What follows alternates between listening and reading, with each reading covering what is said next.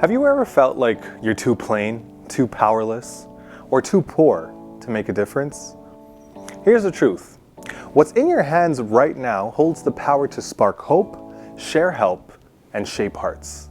A simple smile, a small sacrifice, or a sincere act of kindness can create a ripple effect far beyond what you can see. On this episode of Lenses of Love, we're uncovering how small steps can lead to significant change. You don't need to be perfect, you just need to start. Stay tuned.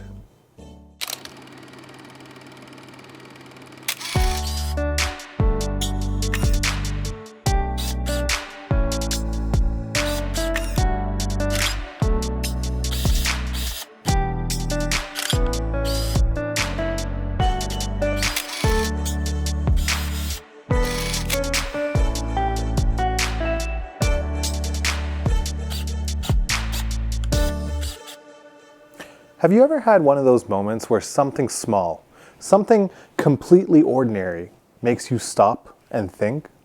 Not a big dramatic event, just a fleeting moment that leaves you reflecting on bigger questions. Questions like, what do I really have to offer? For me, it happened on my commute to school. It wasn't a short trip, about an hour and a half each way on the subway and bus. Every morning was the same. Headphones in, head down, just trying to get through the ride while thinking about homework, friends, or what I had planned for the day. But there was always this man.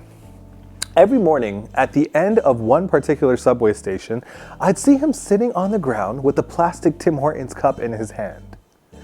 He wasn't loud, and he didn't call attention to himself. He didn't have a sign explaining his situation. He just sat there, quietly asking for spare change. His eyes had this look like he'd been through a lot. Day by day, I passed him. And here's the part where I wish I could tell you I always stopped to help, that I reached into my pocket and gave him something, anything, to make his life better. But most mornings I didn't. I walked right past him like most people did. I'd avoid eye contact, quicken my pace, and tell myself I don't have anything to give him. Have you ever felt that way? Like you see a need, but you hesitate because you're convinced you don't have enough to help? It's not a great feeling, is it? I told myself a lot of things to justify it. I think, Sam, you're just a student. Or mom and dad only gave you enough money for lunch, so what could you possibly have to give? Even on the rare occasions where I had a few coins in my pocket, I'd think, I should save this for later for a bag of Doritos or something. And then there were other excuses. Someone else will probably help. Or he'll just spend it on something he shouldn't anyways. I convinced myself over and over and over again that I didn't have anything to offer. But looking back, I realized my empty pockets weren't the real problem. The real issue wasn't what I didn't have. It was I couldn't see the value of what I did have. That's something I've been thinking about a lot lately. How often do we stop ourselves from helping someone because we're so focused on what we don't have? The world around us is full of voices telling us we need more money, more influence, more time, more talent. Then we'll be able to make a real difference. And until we have all those things, we tell ourselves, I don't have enough. Someone else is more qualified than me. But I've learned that this simply isn't true. I'll never forget the day someone helped me in a way that seemed so small but left a lasting impact. I was running late, juggling more than I could handle, and feeling completely overwhelmed. A stranger noticed I was struggling and offered to carry something for me. Just a simple gesture. It didn't solve all my problems, but in that moment, it reminded me that I wasn't invisible. It's moments like those that remind us how much even the smallest acts of kindness can matter. You don't need to be extraordinary or have endless resources to make an impact. Sometimes it's the ordinary, everyday moments that make all the difference. We'll take a short break, But when we come back, we'll look at a story that completely redefines what it means to give and how even the smallest actions can make the biggest impact. Stay with us.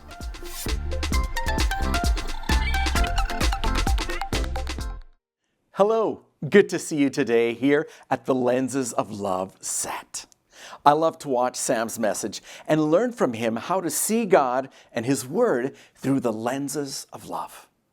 Perhaps you would like to learn more about other questions of life. For example, why am I here? Is there a God? Why is there so much evil and suffering? And why are there so many different religions, and which one is true? Is the Bible fact or fiction? Who is Jesus of Nazareth? Was He truly God as Christians say He is? Why did Jesus come to earth to die? And how does His death offer us salvation? What happens when I die? Is there really a heaven or a hell? These questions and others we answer on our online Bible study platform at hopestudy.ca. There, you will find answers to these and other crucial life questions. We would love to hear from you. Please email us at hopestudy@hopetv.ca. And remember, there is hope and answers to life's biggest questions in the Word of God.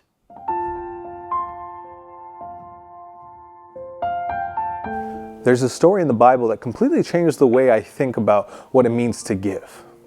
It's about two people, Peter and John, who were going about their day like you and me when they came across someone in need. What they did wasn't flashy or over the top, but it changed someone's life forever. The man they met had been unable to walk his entire life. He spent his days sitting near a temple gate asking people for money. He thought money was the answer, the one thing he needed to get by.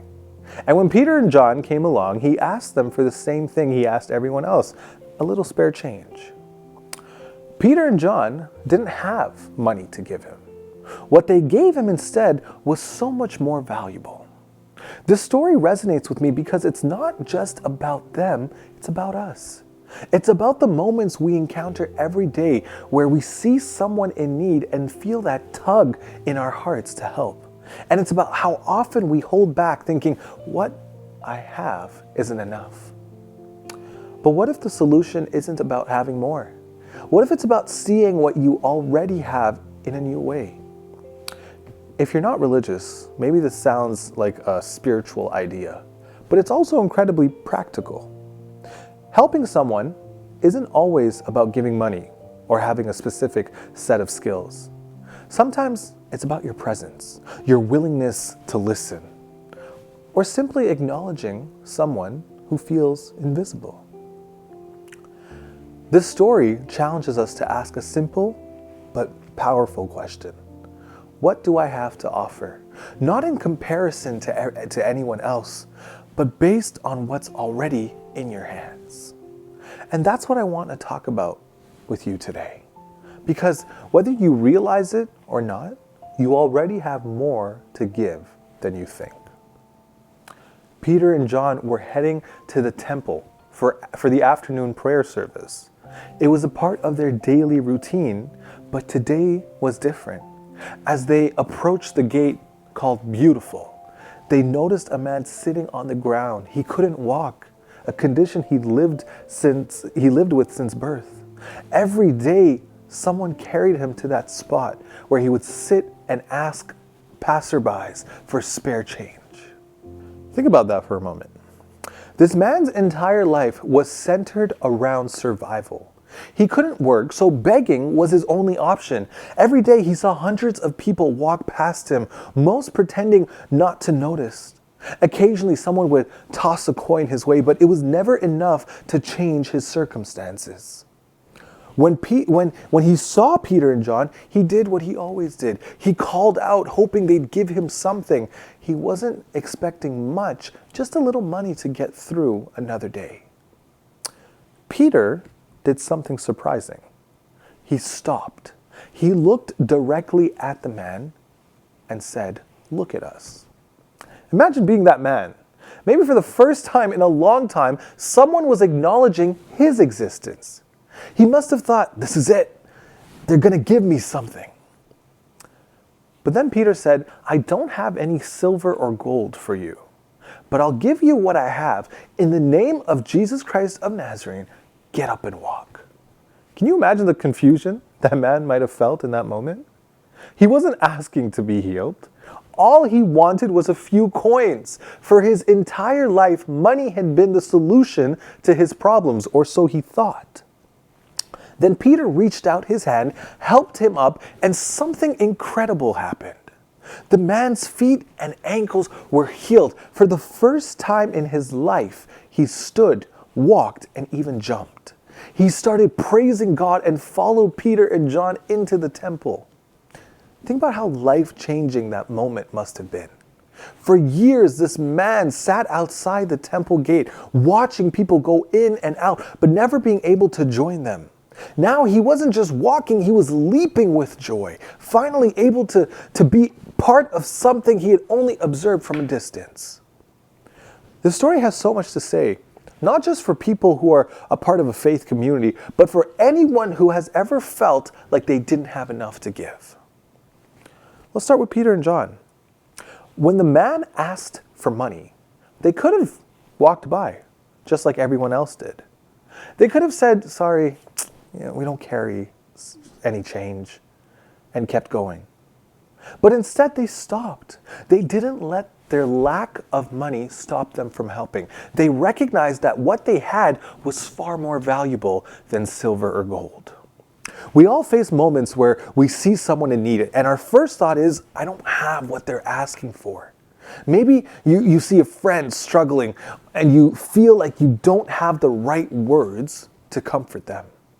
Or you hear about a problem in your community and you think, I don't have the resources to make a difference. It's easy to focus on what we don't have and let that stop us from doing anything at all. But Peter and John's story reminds us that what we have is often more than enough. What they had wasn't money, it was faith. It was compassion. It was the willingness to stop and see someone who had been ignored by so many people. Even if you don't consider yourself religious, there's something powerful about the idea of offering what you do have instead of fixating on what you don't have. You don't have to have all the answers or endless resources to make an impact. Sometimes just being present for someone can be life-altering. Let's go back to the man for a second. He thought money was his greatest need. It's what he asked for every day because it's what he believed would solve his problems. But what he really needed went so much deeper. Peter and John didn't give him what he asked for, they gave him what he truly needed. How often do we focus on surface level solutions to deeper problems? We think if we just had more money, a better job, or the right relationship, everything would fall into place. But sometimes what we truly need is something we haven't even considered, like a connection with others, a sense of purpose, or the realization that our worth isn't tied to our circumstances. This story challenges us to look at our lives and ask, what do I have to offer? Not in terms of what society values, but in terms of what can genuinely help someone. You might not have money to give, but you can offer encouragement. You can offer a listening ear, or even your time. Peter and John didn't let their lack of material wealth hold them back. They used what they had, and it changed a man's life forever. And here's the thing, when you offer what you have, it doesn't just impact the other person, it changes you too. Peter and John got to witness a miracle that day. They saw how their willingness to act opened the door for something far greater than they could have ever imagined. You don't have to be rich, talented, or perfect to make a difference. You just have to be willing to see the person in front of you, offer what you have, and trust that it's enough. Don't go anywhere. After the break, we'll explore how you can take what's already in your hands and use it to make an extraordinary difference.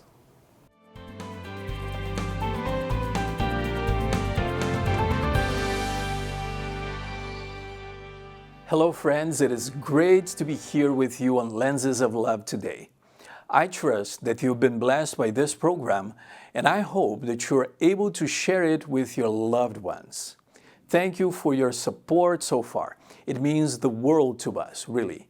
And if you want to help us, if you haven't already partnered with us as an agent of hope, I briefly wanted to share with you how to do so. Above all, we desire your prayers. Please remember those who are involved with Hope Channel Canada and the production of its programs, as well as the different initiatives that we'll be launching throughout the country. I also ask your prayers for the hearts of people all across Canada, that they will be open to learning that in Jesus there is more to life. Anytime you have to spare in order to volunteer with one of our projects will be greatly appreciated. Please feel free to contact us at either agentsofhope@hopetv.ca or visit agentsofhope.ca to have your questions answered and to learn where you can be of service. And finally, your financial support would be greatly appreciated, and any amount makes a huge difference in impacting Canadians all across our nation. Please visit agentsofhope.ca so that you can donate online via debit, credit, Google Pay, or Apple Pay to make a one-time or recurring donation. If you prefer to donate offline, you can e-transfer us at agentsofhope@hopetv.ca or mail a check to Hope Channel Canada at the following address: Hope Channel Canada, 1148 King Street East, Oshawa, Ontario, L1H1H8. Thank you once again for joining us on this exciting journey.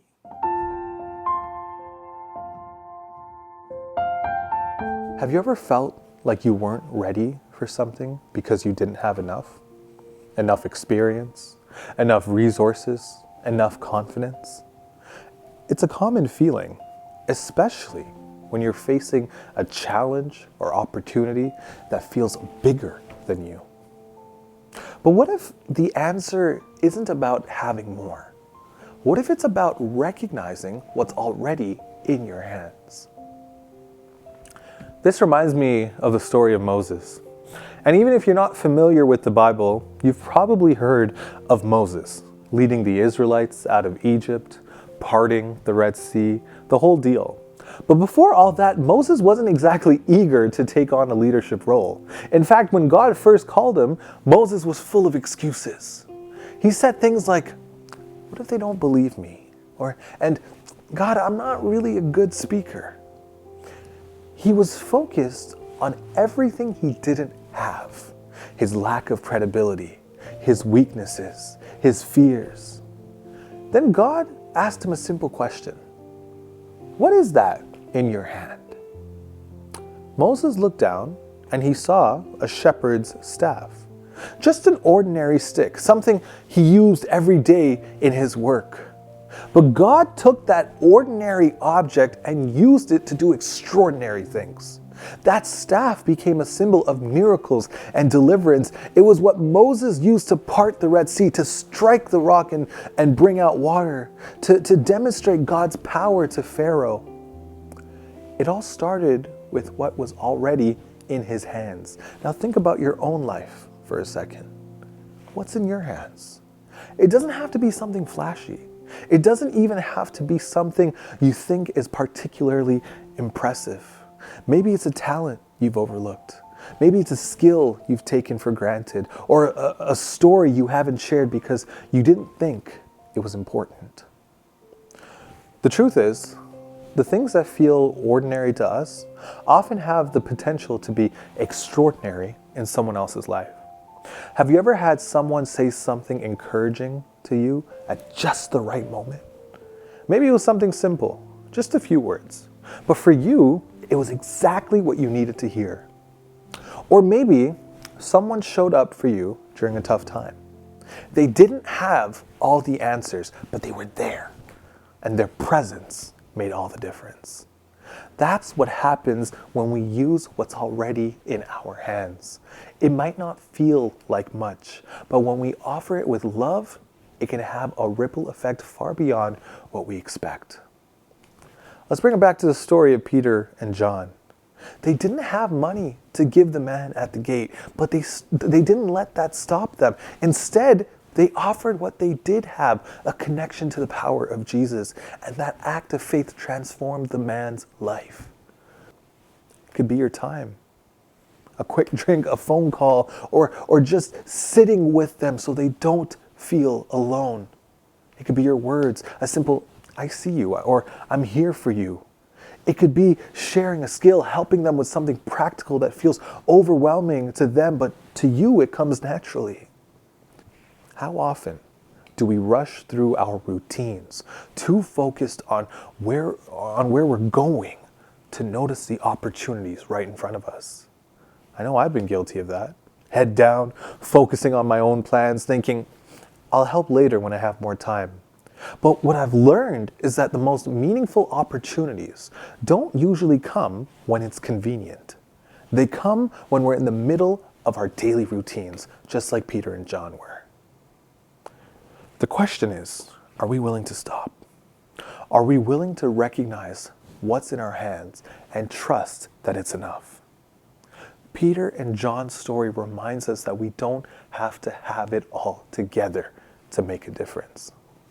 We just have to be willing to offer what we have. So what's in your hands right now? It might not seem like much. It might feel ordinary, but in the right moment, offered with the right heart, it can be exactly what someone else needs. Don't wait for the perfect conditions or the perfect timing. Use what you already have right where you are, because when you do, you never know the impact it might have, not just on someone else, but on you too. So, let's take a moment to reflect on everything we've explored today. We started with the story of a man sitting at a gate, asking for spare change, just enough to get through another day. He genuinely thought money was the solution to his problems. But what he received was something he could have never imagined, healing, hope, and a brand new life. Then we looked at Peter and John, two people who didn't have money, they didn't have a lot of material wealth, but still chose to help, to see someone who had been ignored by so many and to offer what they did have. And what they had, a connection to Jesus, was more than enough to transform that man's life forever.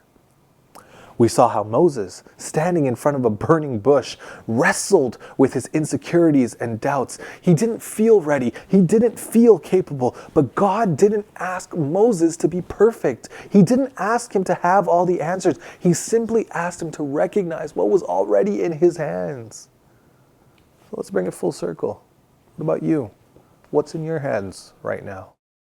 Or maybe you're like the man at the gate, feeling stuck in a cycle and wondering if what you're asking for is really what you need. Or maybe you see yourself in Peter and John, feeling like you don't have enough to make a difference. Or perhaps you relate to Moses standing at the edge of something big but hesitating because you're focused on all the reasons why you're not ready. Wherever you are in that picture, the truth remains the same. You have more to offer than you think. But here's the thing, seeing what you have to offer starts with shifting your focus. It's so easy to get caught up in what we don't have. We look around and compare ourselves to others. We think about the resources, the skills, or the time we think we're missing. And that becomes our excuse to hold back. But what if you stop and really look at what's already in your hands? Because when you do that, you'll see that even the smallest things can have the biggest impact. Think about it. You might not have endless resources, but maybe you have the ability to listen, to really listen to someone who feels unheard. You might not feel like the most confident person, but maybe you have a story of perseverance that could encourage someone else to keep going. You might not feel like you have much to give, but maybe you have your time, your prayers, or even just a willingness to be present. All of these things matter. And here's what's so beautiful. When you offer what you have, you're not doing it alone. Peter and John didn't heal that man by their own power. Moses didn't part the Red Sea by himself. They simply brought what they had to the table and trusted God to do the rest. In the same way, when you step out in faith, when you offer your time, your talents, or even just your presence, you're inviting something bigger than yourself into the moment. And that's where the real transformation happens. Think about the people in your life right now. Is there someone who needs what you have to offer? Maybe it's a coworker who's been struggling silently, or a friend who's been pulling away. Maybe it's someone in your family who just needs to know that they're seen and loved. You don't have to have all the answers. You don't have to be perfect. You just have to be willing. Because here's the thing, here's the truth. When you live this way, when you stop focusing on what you don't have and start offering what's already in your hands, it changes not only the people around you, but you as well. Peter and John got to witness a miracle that day. Moses saw God use him in ways he never thought possible. And when you start offering what you have, you'll begin to see the ripple effects too. Maybe it's not always obvious right away. Maybe it's not as dramatic as the man jumping up to his feet after a lifetime of being unable to walk. But I promise you this, the impact you have, even in the small moments, is far greater than you realize. So, let me ask you again, what do you have to offer? Not in comparison to anyone else, not measured by what you wish you had, but what's already in your hands. Maybe it feels ordinary to you. Maybe it seems small, but in the hands of God, even the smallest offering can become extraordinary. So the next time you're tempted to think, I don't have enough to make a difference, I hope you'll remember this. You don't have to be rich. You don't have to be talented. You don't have to be perfect. You just have to be willing to show up, to see the person in front of you, to offer what you have right where you are. And when you do, you'll find that what you have is always enough. That's what it means to live through the lenses of love, to see the value in every moment, every person, and every opportunity. To trust that even your smallest actions can bring hope, healing, and transformation to the world around you. So, what's in your hands today?